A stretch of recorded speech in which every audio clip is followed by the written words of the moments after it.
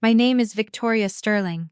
I am 36 years old, and 6 months ago, my sister-in-law attempted to murder me in a high-security hospital suite while I was recovering from a catastrophic spinal fracture. She came to my room every single evening. She brought expensive orchids. She brought high-end fashion magazines. She brought a warm, perfectly calibrated smile and a squeeze of the hand that was engineered to mimic absolute familial devotion. She waited for the intensive care nurses to transition during the evening shift change. Then, with terrifying practiced precision, she switched my prescribed medication. But the poisoned pills were not the most horrifying variable in this equation. The true nightmare began when my closest colleague caught her in the act, stood in the shadow of the doorway, and whispered, "Do not swallow that." Go completely limp like the dose was fatal. I thought surviving a horrific car crash was the hardest thing I would ever have to do. I was wrong.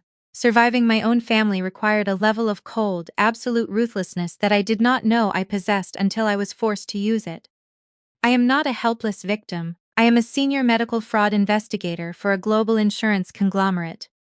I spend my life auditing corrupt hospital networks, dismantling pharmaceutical supply chain thefts, and prosecuting doctors who falsify patient records for profit. I write the compliance protocols, I design the forensic checklists, I train the federal agents who raid corrupt clinics. And then, my own sister-in-law weaponized the exact blind spots in my own hospital's protocol to try to execute me for a $4.5 million inheritance. My life before the accident was completely optimized. I lived in a massive minimalist loft in downtown Chicago. Everything was strictly organized, heavily encrypted, and mathematically balanced. I do not deal in emotion, I deal in data, forensic evidence, and absolute accountability. My younger brother, Brandon, is 40 years old. He is a mid-level marketing coordinator who has spent his entire adult life desperately trying to project an illusion of wealth he does not possess. Brandon is not an inherently evil man, but goodness without a spine is just a vulnerability waiting to be exploited. And weak men are always eventually shaped by the predators they invite into their lives. Brandon invited Chloe. Chloe was 32 when she married my brother. She was a former pharmaceutical sales representative who had seamlessly transitioned into a lifestyle influencer. She was impeccably polished, aggressively charming, and possessed the terrifying ability to calibrate her personality to exactly match whoever she was trying to extract resources from. She walked into my loft for the first time 4 years ago, handed me a bottle of vintage Pinot Noir, and smiled with a warmth that did not reach her eyes. I ran a quiet background check on her the following morning. I am an auditor. I do not trust smiles. The background check revealed a scattered history. 2 years at a community college in Ohio, 14 months as a pharmacy technician, terminated under unspecified administrative circumstances. Sudden lateral move into pharmaceutical sales, followed by an abrupt resignation. She had massive credit card debt, 0 assets, and a highly curated Instagram feed. She saw Brandon not as a partner, but as an acquisition. And because Brandon was my sole legal heir, she saw my $4.5 million estate as her ultimate payout. The shift in her behavior happened gradually. When a predator stalks a target, they do not announce their presence. They simply test the perimeter. "Victoria, your loft is incredible," Chloe would say casually at Sunday dinners, swirling her wine glass. "Is it fully paid off? The property taxes must be astronomical." "Do you have a medical proxy, Victoria?" she asked another time, entirely unprompted. "You work such long hours, you travel so much, you really need a designated power of attorney. Just in case." I never answered her directly. I simply stared at her until the silence became so suffocating that Brandon nervously changed the subject. I knew exactly what she was doing. I just didn't realize how far she was willing to escalate the timeline. Then came the accident. It was a Tuesday evening in November. I was driving home from a high-level corporate audit. A commercial delivery truck ran a red light at 60 miles per hour and T-boned the driver's side of my SUV. The impact shattered 3 ribs, fractured my L4 vertebra, and caused a massive concussion. I woke up 2 days later in the intensive care unit of Chicago Memorial Hospital.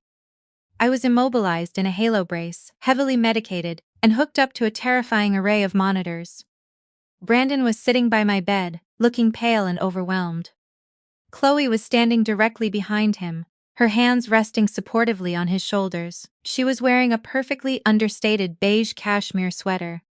She looked like the absolute picture of a devoted, grieving sister-in-law. "Oh, Victoria," Chloe breathed, rushing forward to gently touch my uninjured hand. "We were so terrified, but don't you worry about a single thing. We are going to take complete care of you."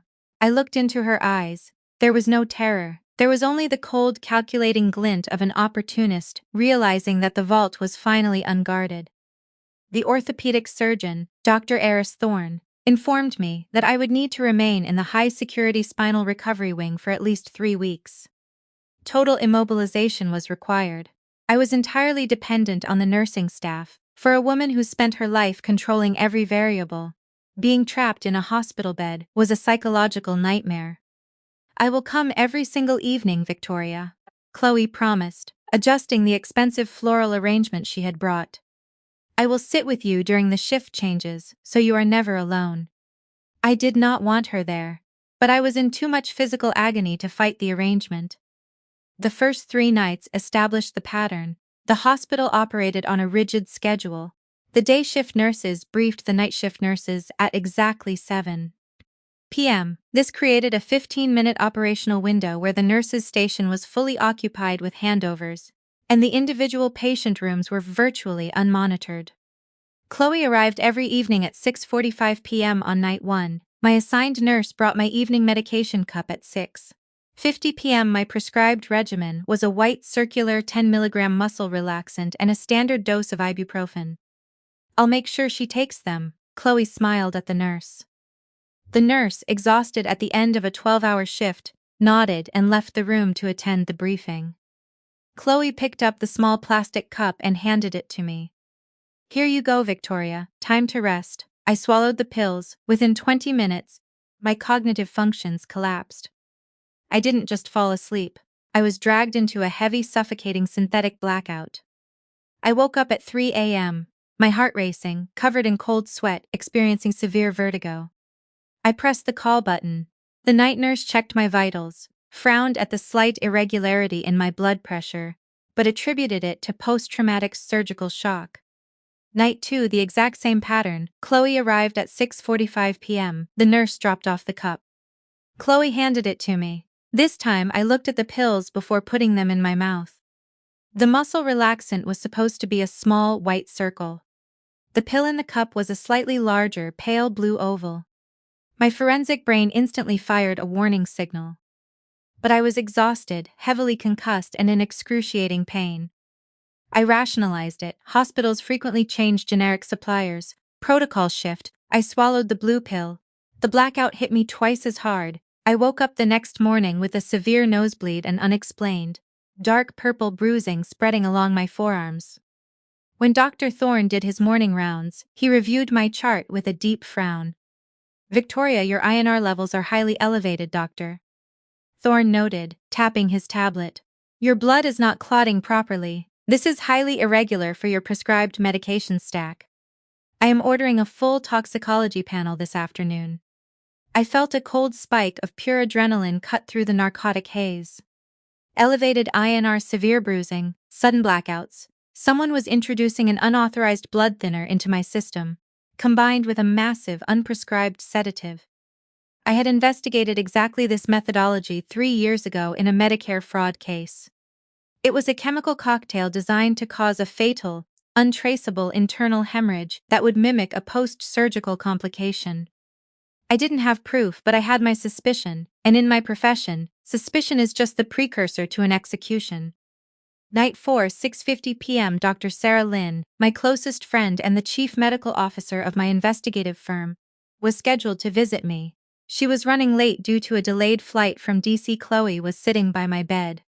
The exhausted day nurse dropped off the medication cup on my tray table and hurried out to the 7:00 p.m. shift change briefing. I closed my eyes, pretending to drift off. I slowed my breathing, adopting the shallow, rhythmic cadence of deep sleep. Through the narrow slit of my eyelashes, I watched my sister-in-law.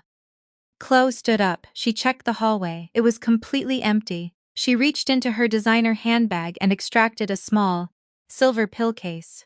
With terrifying, practiced efficiency, she removed a pale blue oval pill and dropped it into my plastic hospital cup. She then extracted the prescribed white pill, slipped it into her pocket, and snapped the pill case shut. She sat back down, picked up a magazine, and smiled. She was actively, methodically murdering me. At that exact moment, Dr. Sarah Lynn arrived at my open doorway. Sarah is a trauma surgeon turned forensic auditor. She possesses the ability to identify a chemical compound by its shape and color from 20 feet away. She stepped into the doorway, her eyes immediately scanning the room, landing instantly on the medication cup on my tray table. Sarah saw the blue pill. She knew my chart. She knew exactly what that blue pill was. She did not gasp. She did not yell for security. She is an apex predator in the medical fraud world. She knew that a confrontation without secured evidence would simply allow Chloe to deny everything and destroy the pill. Sarah stepped smoothly into the room. "Chloe," Sarah said, her voice perfectly modulated, projecting professional warmth. "Thank you so much for sitting with her. I'll take over from here. Brandon mentioned he was waiting for your call about dinner." Chloe looked up, slightly startled but instantly recovered her fake smile. "Oh, Sarah, of course I was just about to give Victoria her evening meds." "I've got it," Sarah said, stepping firmly between Chloe and the tray table, effectively cutting off Chloe's physical access to the medication cup. "You go ahead, she's in good hands." Chloe hesitated, her eyes darted to the cup. She couldn't force the issue without looking suspicious. "All right," Chloe conceded smoothly. "I'll see you tomorrow, Victoria." Chloe walked out of the room, her designer heels clicking down the linoleum hallway.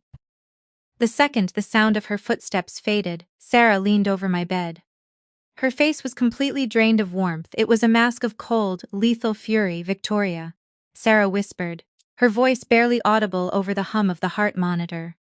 "Do not swallow that pill. Go completely limp, close your eyes, drop your heart rate.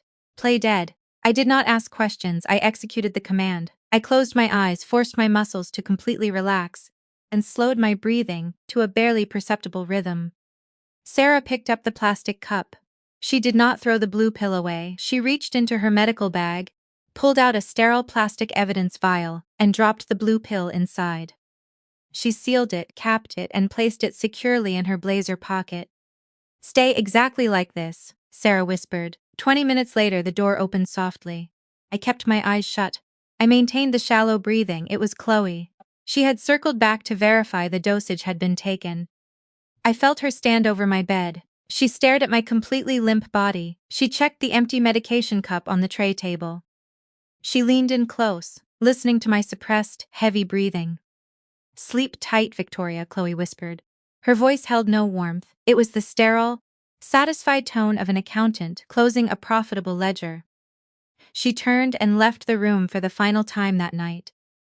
I opened my eyes. Sarah was standing in the corner of the room, her arms crossed, her eyes burning with an absolute, terrifying clarity. "She tried to execute you," Sarah stated, her voice dropping to a freezing sub-zero register. "I know," I said, my voice hoarse, but my mind suddenly operating at maximum velocity. "What was the compound?" Sarah pulled the evidence vial from her pocket and held it up to the fluorescent light. "Triazolam," Sarah said clinically, specifically a high-dose 0.5 mg tablet. "It is an incredibly powerful benzodiazepine. Combined with the unauthorized warfarin blood thinner, she has been slipping into your IV drip when the nurses aren't looking. It is a chemical cocktail designed to induce a massive internal hemorrhage. Your heart would stop, your brain would bleed out, and it would look exactly like a catastrophic, unavoidable post-surgical clot." I stared at the ceiling. I was trapped in a halo brace. My spine was fractured. I could not walk. I could not defend myself physically, but I did not need to walk to destroy her. I just needed my laptop. "Sarah," I said, the cold fury settling into my bones, erasing the physical pain entirely. "I need you to secure that pill in the corporate evidence locker. Do not log it into the hospital system. The hospital protocols are compromised." "Already done." Sarah nodded. "Tomorrow morning I need you to authorize a full independent heavy metals and toxicology blood draw under a dummy patient ID." I commanded. We are going to legally, mathematically document the exact concentration of triazolam and warfarin in my bloodstream. I want an ironclad clinical baseline. I will pull the blood myself at 6 a.m., Sarah confirmed. And Sarah? I looked at her, my eyes locking onto hers. Bring me my encrypted laptop. My sister-in-law believes she is dealing with a helpless, paralyzed victim. She is about to find out exactly what I do for a living. Over the next 4 days, I turned my hospital bed into a forensic war room. I continued to play the role of the fading, heavily medicated patient. Every evening at 6:45 p.m., Chloe arrived. Every evening she swapped the pill. Every evening, I palmed the blue pill, pretending to swallow it with water, and slipped it beneath my mattress the moment she looked away. By day 8 of my hospitalization, I had accumulated 4 blue triazolam pills in a sterile evidence bag hidden inside my pillowcase. 4 counts of attempted first-degree murder. But I didn't just want her for attempted murder. I wanted to dismantle her entire operational network. A woman like Chloe does not suddenly invent a perfect, untraceable pharmacological assassination method on her own. She had learned it, she had sourced the drugs, she had help, using my encrypted laptop, propped up on my chest while I lay immobilized in the halo brace. I hacked directly into the hospital's internal pharmacies, dispensing logs. I bypassed their pathetic secondary firewalls in less than 3 minutes. I cross-referenced my patient ID with the medication administration records. My assigned day nurses had perfectly clean logs, but the night shift logs, the 7 p.m. to 7:00 a.m. were deeply anomalous. For the past 5 nights, my medication chart had been digitally signed and verified by a nurse named Janet Rossi. I pulled Janet Rossi's shift schedule. Janet Rossi was not assigned to the high-security spinal wing. She was assigned to the general oncology ward, 3 floors down. Janet Rossi was digitally signing off on my medication administration without ever stepping foot inside my room. She was bypassing the barcode scanner protocol using an override code, confirming the delivery of a drug she never touched. She was Chloe's inside asset. Let me explain to you what it actually feels like to be immobilized in a medical halo brace. A halo brace is not a standard cast, it is a barbaric, medieval piece of medical hardware. They screw 4 titanium pins directly into your skull, 2 in the front, 2 in the back. Those pins are attached to a heavy metal ring that surrounds your head, which is then bolted to a rigid plastic vest, strapped tightly across your chest and back. You cannot turn your head, you cannot look down, you cannot shift your weight. You are a prisoner trapped inside your own skeleton, forced to stare straight up at the acoustic ceiling tiles while your body screams in agony. I am a woman who spent my entire life moving at maximum velocity. I ran marathons, I flew first class to Tokyo for 48-hour audits. I negotiated multi-million-dollar settlements while walking through airport terminals. Being reduced to complete physical dependency was the most profoundly degrading experience of my existence. I relied on the hospital staff for absolutely everything. I had to ring a call button just to get a sip of water through a plastic straw. I had to be rolled over by 3 nurses every 4 hours just to prevent bed sores. My entire universe shrank to the 12 by 12-foot dimensions of that sterile hospital room. And in that claustrophobic, agonizing environment, my sister-in-law was the one person who had unrestricted access to me. Chloe thrived in that hospital room. She treated my paralysis like it was her own personal stage production. She would constantly adjust my blankets, brush my hair, and wipe my forehead with damp washcloths, but she only ever did these things when a doctor or a nurse was present in the room. The second the medical staff left, her entire demeanor shifted. The maternal warmth vanished. She would retreat to the corner of the room, scroll through her Instagram feed, and ignore me completely. She wasn't there to comfort me. She was there to curate the optics of a grieving, devoted family member so that when my heart eventually stopped, absolutely no one would suspect her. I used those long, agonizing hours to study her. I am a senior medical fraud investigator. I do not just look at data, I look at human behavior. I watched how she interacted with the hospital staff.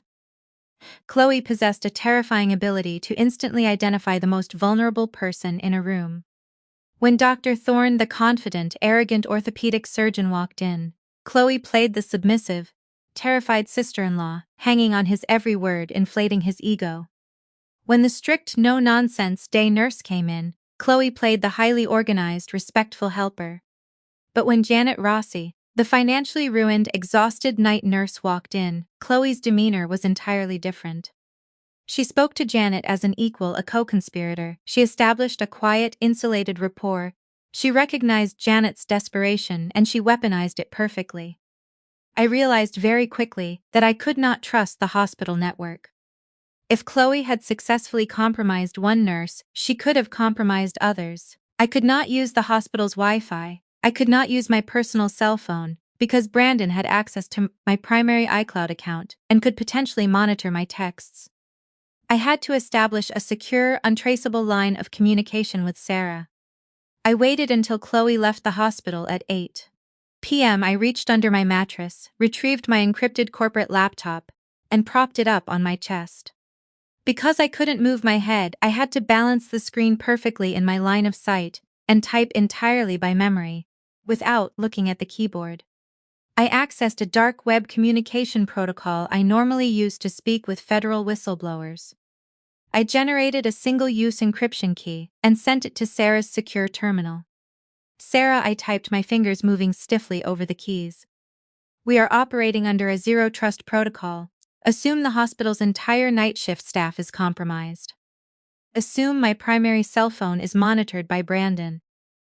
We only communicate through this encrypted tunnel, understood? Sarah replied instantly. I am reviewing the toxicology panel right now, Victoria. The warfarin levels in your blood were nearing catastrophic threshold. If you had swallowed that blue pill tonight, the triazolam would have suppressed your respiratory system, dropping your blood pressure, and the warfarin would have instantly triggered a massive cerebral hemorrhage. You would have been dead in less than 20 minutes. I read the words on the screen, the clinical mathematical reality of my own impending murder. I need a secure chain of custody for the physical evidence, I typed back. I have 4 blue pills hidden in my pillowcase. I cannot leave them here. If the cleaning staff finds them, or if Chloe decides to search my bed, the entire operation is compromised. I will handle the extraction, Sarah replied. Tomorrow morning at 6 a.m., I am sending a trusted private courier to your room. He will be dressed as a standard lab technician. He will ask to draw your blood for a specialized metabolic panel. When he leans over the bed, slip him the evidence bag. The next morning, exactly at 6 a.m., a tall man in blue scrubs walked into my room carrying a phlebotomy tray. He didn't speak, he simply approached the bed, tied a tourniquet around my arm and leaned in close. Extraction, he whispered softly. I reached under my pillow, my fingers closing around the small plastic bag containing the 4 blue triazolam pills. I slipped the bag into the front pocket of his scrubs. He finished drawing my blood, packed up his tray and walked out. The physical evidence was secured. The pills were safely locked inside the massive steel vault at my investigative firm's headquarters. Chloe thought the pills were dissolving in my stomach. She had no idea they were sitting in a federal-grade evidence locker, waiting to destroy her. But I couldn't just stop at the pills. A criminal defense attorney could argue that someone else put the pills in the cup. They could argue that the hospital pharmacy made an administrative error. I needed to prove intent. I needed to prove the financial motive. I needed to prove that Chloe and Brandon were actively preparing to liquidate my assets. I needed to audit my own family. I ran a brutal, invasive financial audit on Janet Rossi using my corporate clearance. Janet was 52 years old, currently drowning in a vicious divorce, and facing an imminent foreclosure on her house. Her bank records showed a sudden, inexplicable influx of cash. For the past 5 days, exactly 2 hours before her shift began, someone had deposited $600 in untraceable cash into her secondary checking account via an ATM in the hospital lobby. $3,000 total. Chloe had bribed a desperate, financially ruined nurse, $3,000 to look the other way while she murdered me for $4.5 million. But the $3,000 was just the operational cost. The architecture of the crime was what truly terrified me. Chloe was executing a flawless, highly sophisticated pharmacological assassination. She wasn't guessing the dosages, She knew exactly how the triazolam would interact with the warfarin. She knew exactly how long it would take to induce the fatal hemorrhage without raising immediate alarms on the monitors. People do not execute flawless pharmacological assassinations on their first attempt. Sarah, I whispered into my encrypted phone the next morning, my eyes locked on the hospital ceiling. Chloe has done this before. I need you to pull the mortality records from the pharmaceutical sales territory she managed 5 years ago. Look for sudden cardiac events, unexplained hemorrhages in elderly or incapacitated patients who had recently updated their life insurance policies. Sarah didn't ask questions, she simply executed the audit. 24 hours later, Sarah walked into my room holding a classified, heavily redacted medical file she had extracted from a federal database. "You were right, Victoria," Sarah said, her voice grim, dropping the file onto my chest. 5 years ago, an 81-year-old woman named Margaret Sterling. No relation to you, she was a resident at the highly exclusive Pinecrest Assisted Living Facility in Ohio. I opened the file with my uninjured hand. Margaret Sterling had been perfectly healthy for her age. She was sharp, mobile, and financially independent. She had a $300,000 life insurance policy. Her sole beneficiary, Sarah explained, was a man named Kevin Vance. He was Margaret's nephew. He was also Chloe's regional manager when she worked in pharmaceutical sales. I read the coroner's report. Margaret Sterling died of sudden catastrophic cardiac arrest. Look at the toxicology notes on page 4, Sarah directed, her finger tapping the paper. I scanned the data. My blood ran cold, elevated INR, unexplained high concentrations of benzodiazepine metabolites. Specifically, triazolam. "It's the exact same chemical signature," I said, my voice dropping to a lethal whisper. Chloe and Kevin murdered Margaret Sterling for $300,000. Kevin collected the payout, and Chloe got a cut. They used the exact same warfarin triazolam cocktail to induce the cardiac event. And because Margaret was 81, the coroner simply signed it off as a natural complication of old age. Nobody audited the death, and now, Sarah concluded, her eyes locking onto mine, Chloe is deploying the exact same playbook on you. But this time, she is playing for $4.5 million.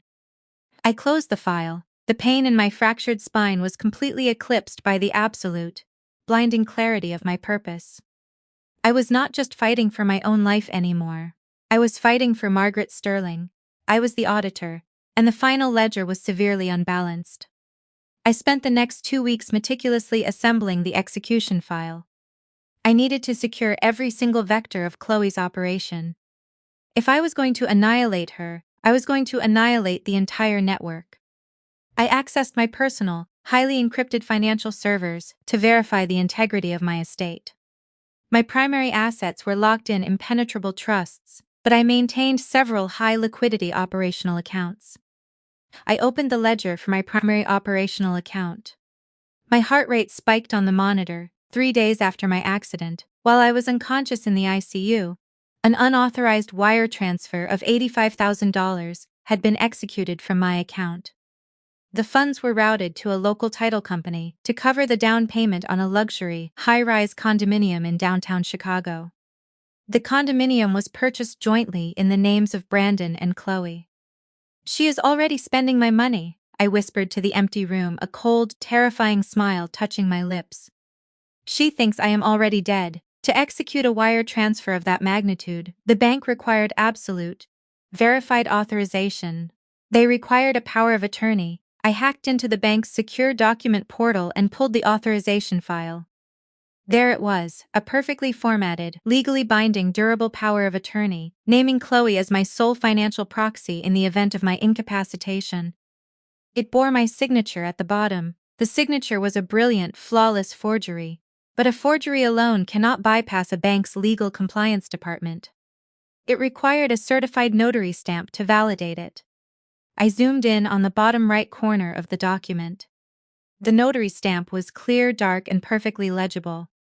Diane Rossi, Certified Notary Public, State of Illinois. I stared at the name, Rossi. Janet Rossi was the night nurse accepting the $3,000 bribes to falsify my medication charts.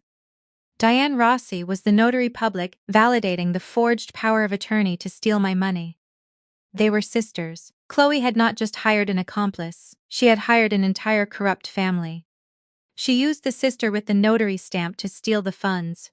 And she used the sister with the nursing license to execute the murder. It was a brilliant, highly insulated logistical network. But I am a senior medical fraud investigator. I dismantle logistical networks before I have my morning coffee. 3 weeks after the accident, Dr. Thorne officially discharged me from the intensive care unit. My fractured spine had stabilized enough to allow me to return home, though I was still confined to a highly restrictive, customized medical wheelchair and required significant assistance. Brandon and Chloe arrived at the hospital to pick me up. Chloe had brought a massive bouquet of yellow tulips and a box of expensive artisan chocolates. She wore a stunning, perfectly tailored white coat. "Oh, Victoria," Chloe gasped, rushing into the room and carefully wrapping her arms around my shoulders. "We are so incredibly thrilled to take you home. You look so much better. The hospital was just awful for you, wasn't it?" "It was very confusing," I said, my voice intentionally weak, fragile, and slightly slurred. I had spent the last 3 days perfecting the performance. If Chloe believed the chemical cocktail had successfully induced massive cognitive decline, she would accelerate her timeline and make fatal mistakes. I needed her arrogant. I needed her careless. Brandon stood in the doorway, looking deeply uncomfortable. He clutched the discharge paperwork. "Hey, Vic," Brandon said softly, not quite meeting my eyes. "Ready to go home?" "I think so," I mumbled, looking around the room vaguely. "Where are my keys, Brandon?" "I can't find my keys." I didn't have keys, I had an electronic key fob that was already secured in my bag. Chloe exchanged a lightning-fast, incredibly satisfied glance with Brandon. "She's losing her mind," the look said. "The brain damage is permanent." Brandon swallowed hard and looked away. He knew. He might not have known the exact pharmaceutical mechanism of my murder, but he absolutely knew his wife was destroying me, and he was too weak, too cowardly to stop it. We arrived at my sprawling, minimalist loft. Chloe immediately took charge, bustling around the kitchen, fluffing pillows, and acting like the absolute master of my domain. She was already mentally measuring the space for her new furniture. "I'll make you some herbal tea." "Victoria," Chloe said sweetly from the kitchen. "You just rest. We have everything completely under control." I sat in my high-tech wheelchair in the center of the living room.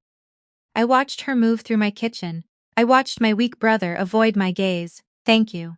"Chloe," I said weakly. "I just feel so foggy, I can't seem to remember anything since the accident."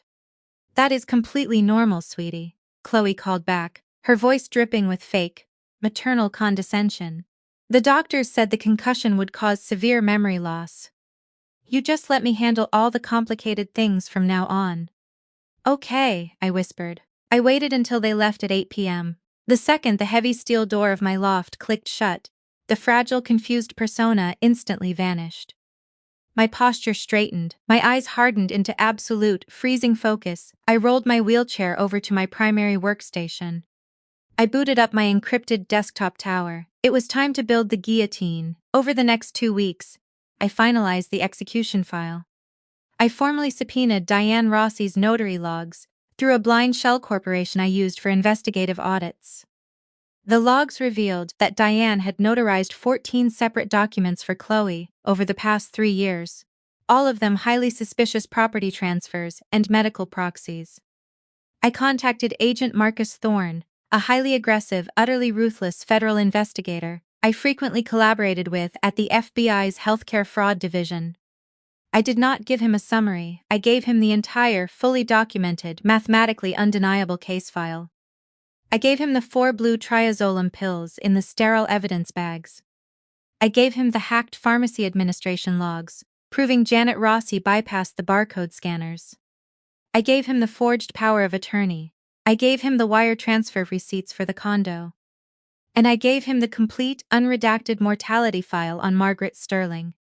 Agent Thorne reviewed the file in absolute silence during a secure video conference. When he finally looked up, his face was a mask of cold, terrifying federal authority.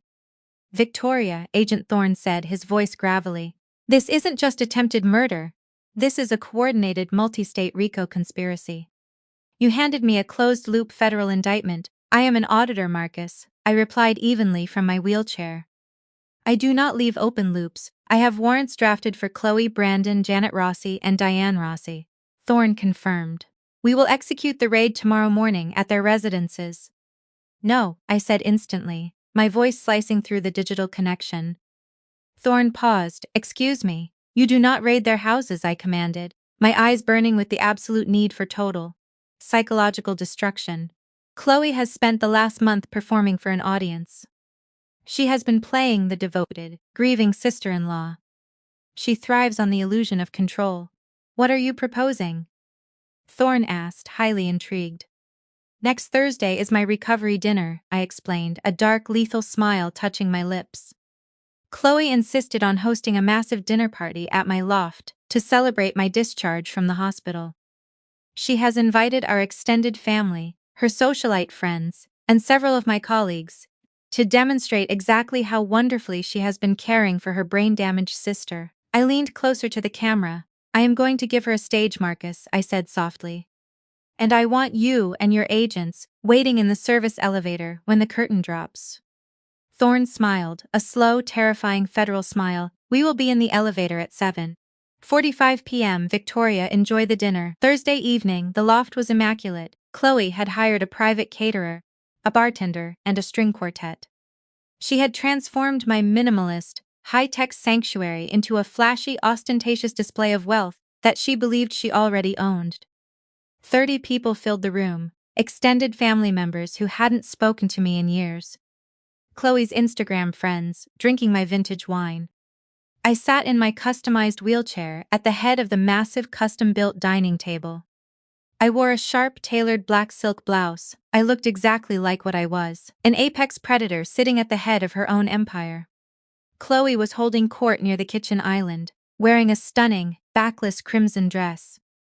She was laughing loudly, accepting compliments and gracefully accepting the absolute adoration of the room. She has just been an absolute angel, my Aunt Beatrice whispered to a guest, looking at Chloe with awe. Victoria is so lucky to have her. I hear the brain damage is severe. Chloe is basically feeding her. I heard everything. I filed it away. At 7:30 p.m. the caterers served the main course. The room settled down. The string quartet played softly in the background. Brandon sat to my immediate right, Chloe sat to my left. She reached out and patted my hand condescendingly. Are you enjoying the dinner, Victoria? Chloe asked loudly, ensuring the entire table could hear her performative devotion.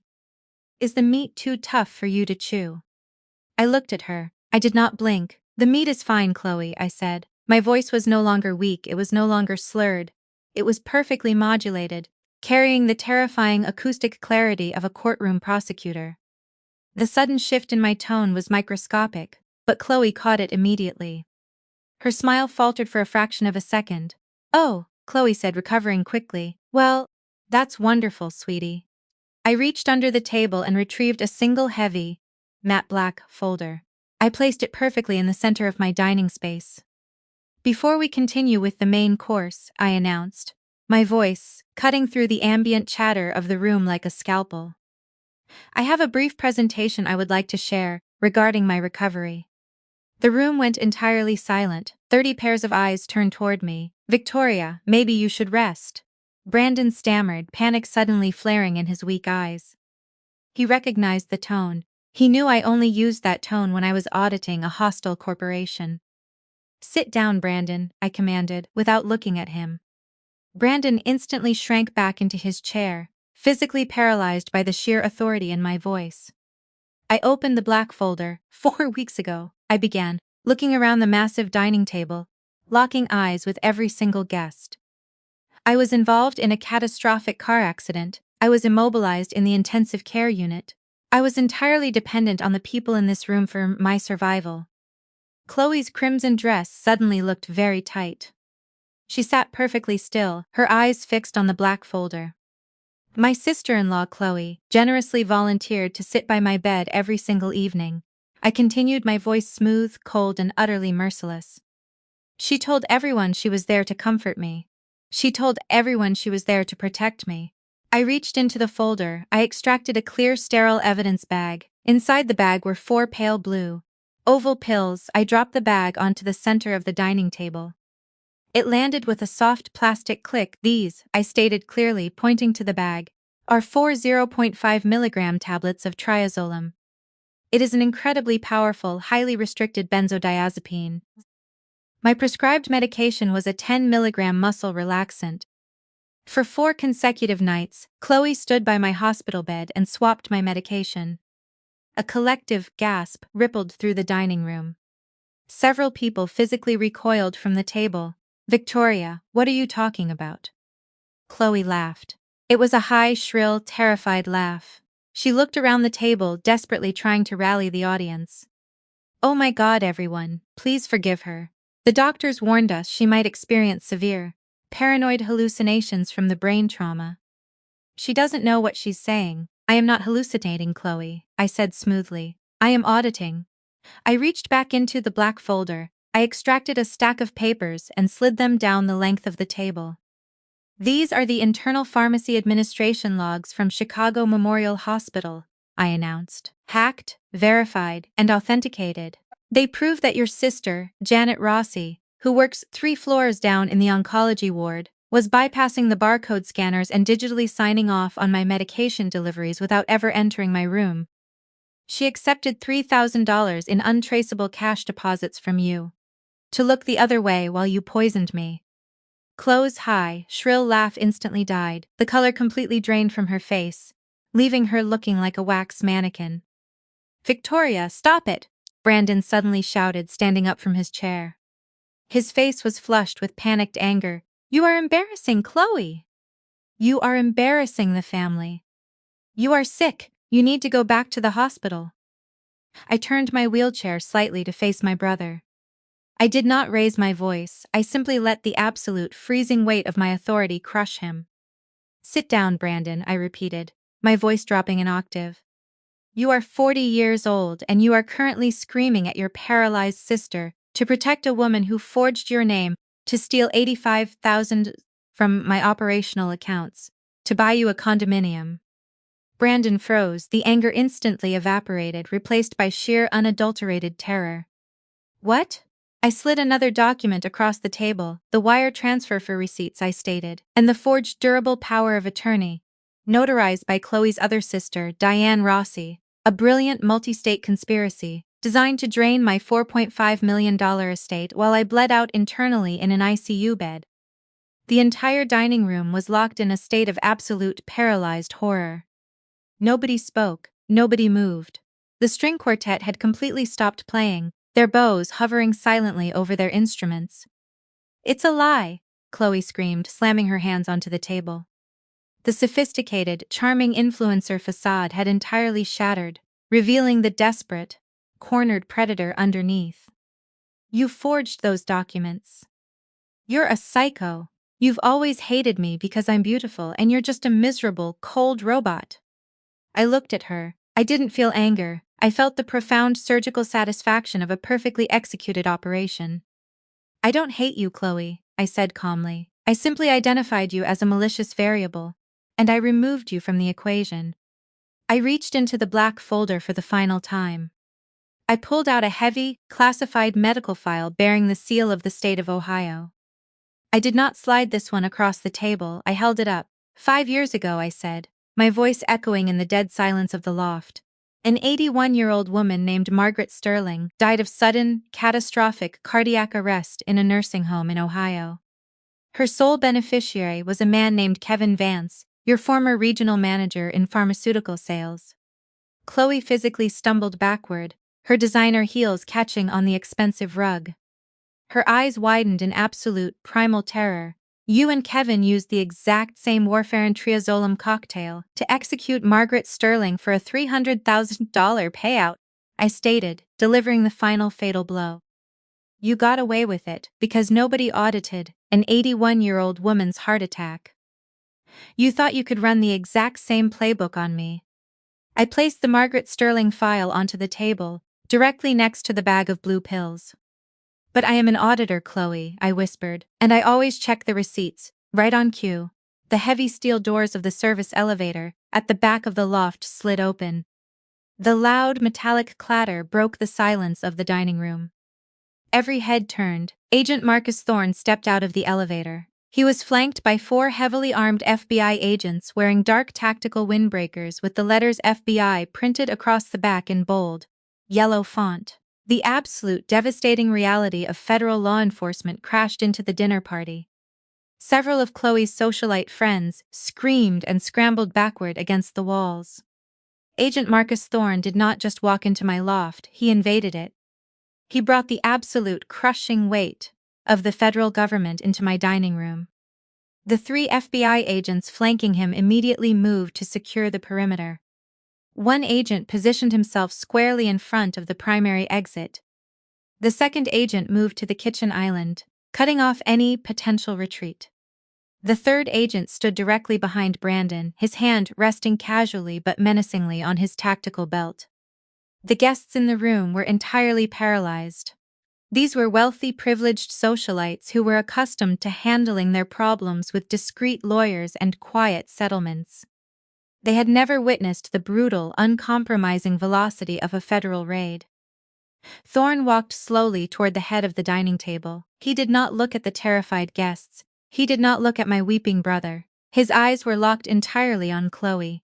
He reached inside his tactical windbreaker and extracted a thick, manila envelope sealed with red federal tape.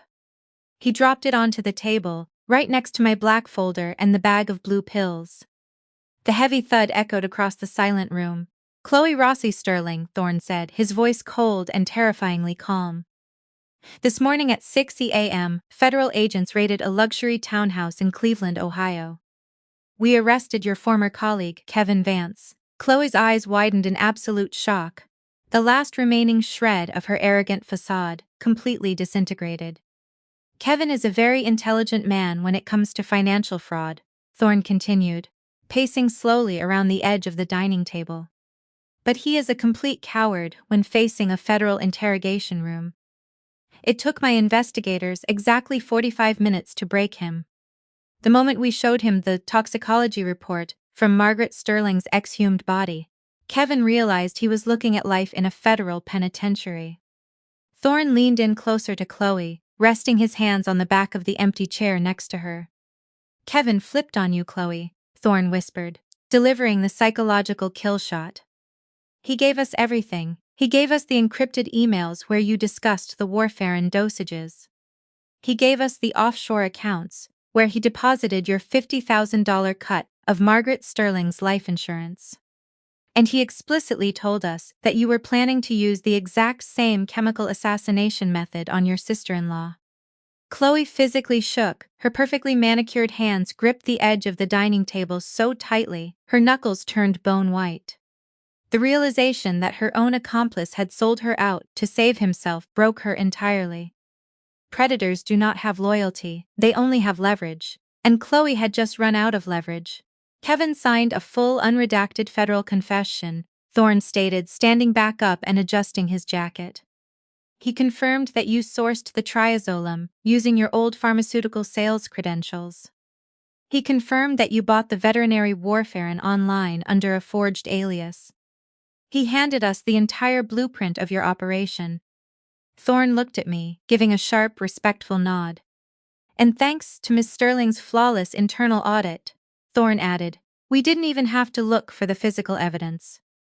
She handed us the murder weapons wrapped in a bow." Thorne walked directly past the terrified guests, past the frozen caterers, and stopped directly in front of Chloe. "Chloe Rossi Sterling," Agent Thorne barked, his voice carrying the terrifying, uncompromising weight of the federal government. "You are under arrest for attempted first-degree murder, conspiracy to commit murder, wire fraud, and federal tax evasion. You have the right to remain silent. I highly suggest you use it." 2 agents flanked Chloe, grabbed her arms, and brutally slapped a pair of heavy steel handcuffs onto her wrists. The sound of the ratcheting metal echoed sharply across the room. Chloe didn't fight, she didn't scream, she simply collapsed internally, her knees buckling, entirely broken by the sheer mathematical finality of her destruction. The agents had to physically hold her upright. Thorne turned his cold gaze to my brother. Brandon was standing by his chair, his mouth open, trembling violently. Brandon Sterling, Thorne said, pulling a second set of cuffs from his belt. You are under arrest for accessory to wire fraud, possession of stolen federal funds, and criminal conspiracy, no. Brandon shrieked, tears suddenly streaming down his face. I didn't know. I swear to God, Victoria, I didn't know she was trying to kill you. I just thought she was updating the financials. Please, tell them. He lunged toward me, his hands outstretched, begging for mercy.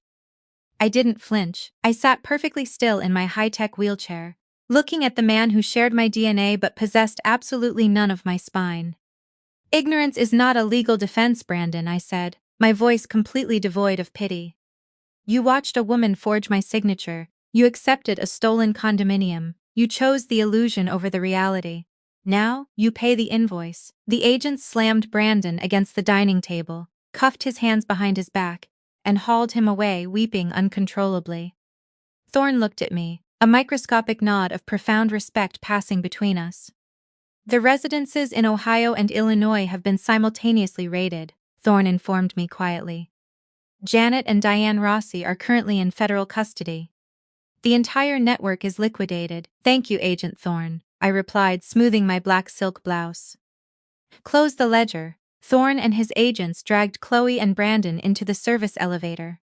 The doors slid shut, sealing them inside their federal nightmare. The dining room was completely destroyed, chairs were overturned, wine glasses were shattered. The remaining guests stood in stunned, horrified silence, staring at the paralyzed woman sitting at the head of the table who had just orchestrated a multi-state federal takedown from a hospital bed. The dinner party is over, I announced calmly, picking up my glass of sparkling water. Please see yourselves out. Over the next 6 months, the federal government systematically dismantled whatever was left of Chloe and Brandon's lives. The trials were incredibly brief. Let me clarify exactly how brief a federal trial is when the prosecution possesses absolute, mathematical certainty. Chloe hired an aggressive, wildly expensive criminal defense attorney out of New York. Her initial strategy was to claim that the entire situation was a catastrophic misunderstanding. Her attorney planned to argue that the blue pills I secured were simply misidentified hospital sedatives, and that the forged power of attorney was actually a legitimate document I had signed prior to the accident, and simply forgotten due to brain trauma. It was a standard predatory defense strategy designed to exploit the inherent confusion of a medical crisis. But you cannot gaslight a forensic ledger. During the pretrial discovery phase, Agent Thorne handed Chloe's defense attorney a 400-page federal evidentiary binder. The binder contained the exact IP address metadata from my compromised bank account. It proved undeniably that the $85,000 wire transfer was executed from Chloe's personal smartphone, pinging off the hospital's Wi-Fi router at the exact moment she was sitting next to my bed while I was unconscious. The binder contained the federal laboratory toxicology report. The lab didn't just confirm that the blue pills were triazolam. They ran a complex chemical isotope analysis on the warfarin traces found in my blood. The isotopes perfectly matched the specific, highly regulated chemical signature of the veterinary warfarin Chloe had purchased online. It was a 1 in a billion chemical fingerprint. The binder also contained a sworn video-recorded federal affidavit from Janet Rossi. Janet detailed exactly how Chloe approached her in the hospital cafeteria, handed her an envelope containing $3,000 in $20 bills, and provided her with the exact time windows to bypass the barcode scanners. When Chloe's expensive defense attorney finished reading the binder, he didn't file a motion to dismiss. He didn't schedule a press conference. He walked directly into the federal holding cell, where Chloe was being detained, slammed the binder onto the metal table, and explicitly informed her that if she went to trial, the jury would deliberate for less than 10 minutes before sentencing her to life in a supermax facility. He advised her to plead guilty immediately to avoid dying in prison. Chloe's absolute capitulation was swift and humiliating. She didn't get a dramatic courtroom showdown. She didn't get to wear a designer suit and cry for the cameras. She stood in front of a federal judge wearing a neon orange jumpsuit, weeping uncontrollably, and legally admitted to every single charge on the indictment, in exchange for a 35-year sentence. When you hand a federal prosecutor a closed-loop evidentiary file containing hacked pharmacy logs, wire transfer receipts, and 4 physical pills of the murder weapon, defense attorneys do not fight. They negotiate surrenders. Chloe attempted to leverage her sister Janet for a reduced sentence. Janet simultaneously attempted to leverage Chloe. The resulting cross-testimony completely annihilated both of them. Chloe was sentenced to 35 years in a maximum security federal penitentiary for the attempted murder of a federal auditor and the proven conspiracy in the death of Margaret Sterling.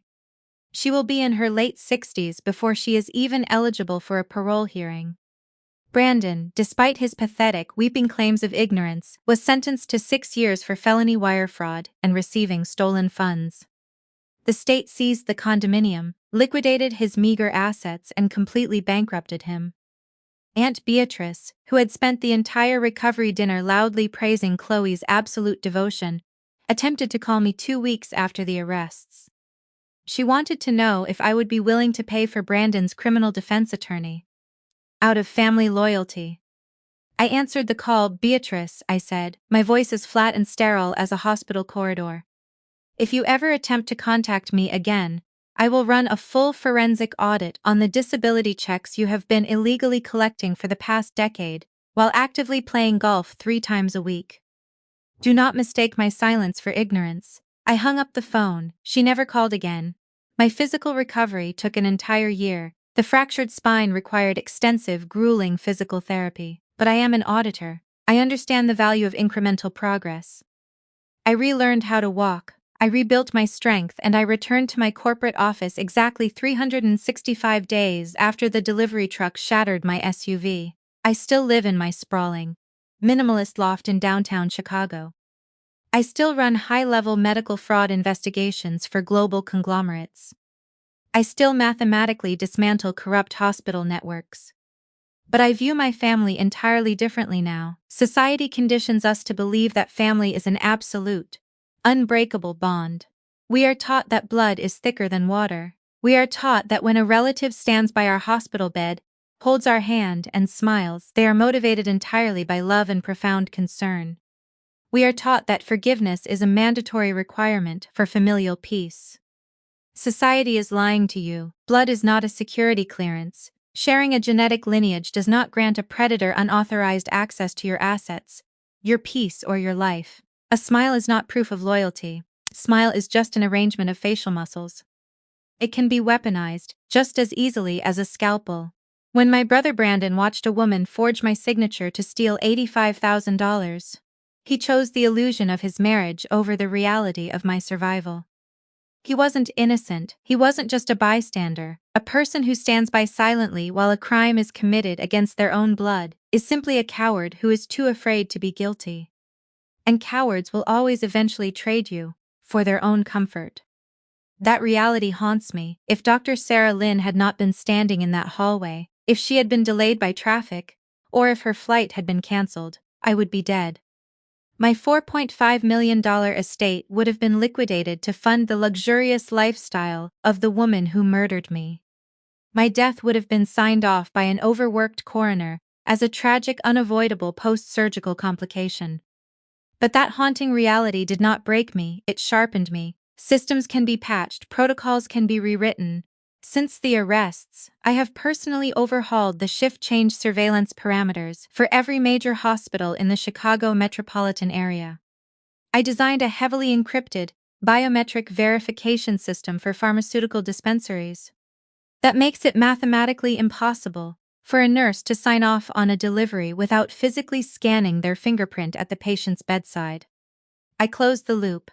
Do you know exactly who is your medical proxy? Have you looked at the document recently? Do you know who has the legal authority to sign your financial transfers if you are incapacitated? Not who you think has it, who actually possesses the notarized document. Because while I was lying in a high-security hospital bed with 4 poisoned blue pills hidden inside my pillowcase, my own sister-in-law had already started purchasing luxury real estate with my money, using a document I never signed. Check your perimeters today. Do not wait for a crisis. Do not wait until you are immobilized in a hospital bed to discover that the person fluffing your pillows is the same person trying to pull the plug. What would you have done? If you woke up from a catastrophic accident, entirely paralyzed in a halo brace, and realized that your brother's wife was systematically poisoning you during the evening shift changes, what would your first move have been? Would you have panicked? Would you have screamed for the nurses, giving her the opportunity to throw the pill away, claim you were hallucinating from the brain trauma, and try again the next night? Would you have confronted your brother, giving him the chance to warn her? Or would you have done exactly what I did?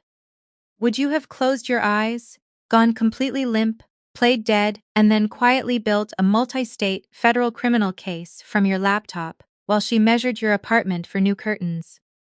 Drop your brutally honest answer in the comments below. Let me know if you would have handed the forensic file to the FBI, or if you would have handled the extraction differently. I read every single comment, and I want to know who out there is building their own fortresses.